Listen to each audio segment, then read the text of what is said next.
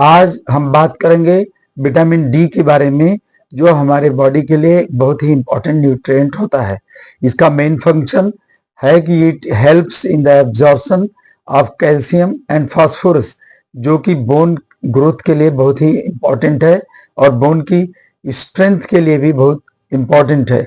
इसके बाद vitamin D का जो नेचर है, it is a fat soluble vitamin, it is not water soluble vitamin. इसका जो डोज है इन्फेंट्स में, यानी जो चिल्ड्रन लेस देन 1 ईयर के होते हैं, उसमें 400 इंटरनेशनल यूनिट डेली, और चिल्ड्रन में यानी more than 1 year 600 international unit daily, और एडल्ट में 4000 इंटरनेशनल डेली होता है। अब अगर बात करें इसके सोर्सेस की, तो विटामिन डी यह शरीर के अंदर अगर एक्सपोजर होता है सनलाइट का, तो यह खुद ब खुद विटामिन डी को बना लेती है, पहला। दूसरा, अदर सोर्सेज में मीट, फिश, एग्स, ऑरेंज वगैरह होते हैं, जिससे हमको इसकी आपूर्ति हो जाती है।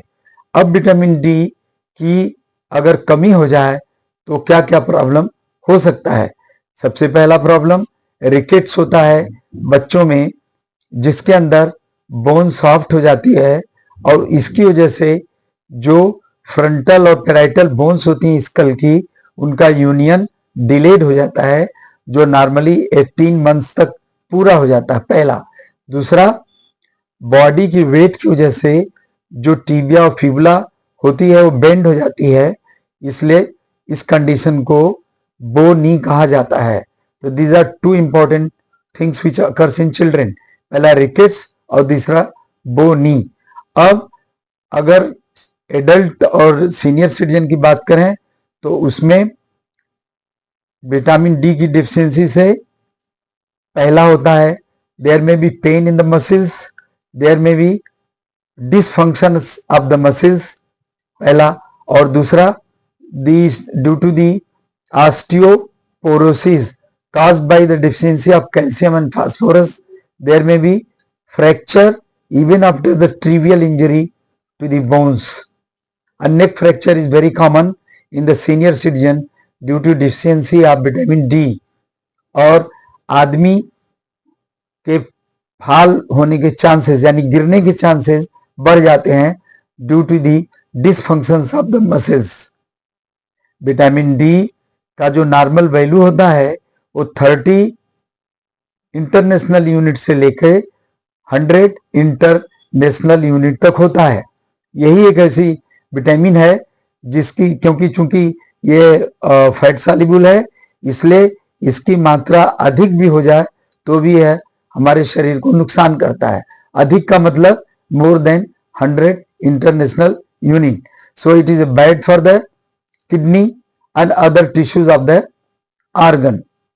So we should keep the requirement optimum, and we should take the treatment, and we should be careful that the hypervitaminosis of the vitamin D should not be there.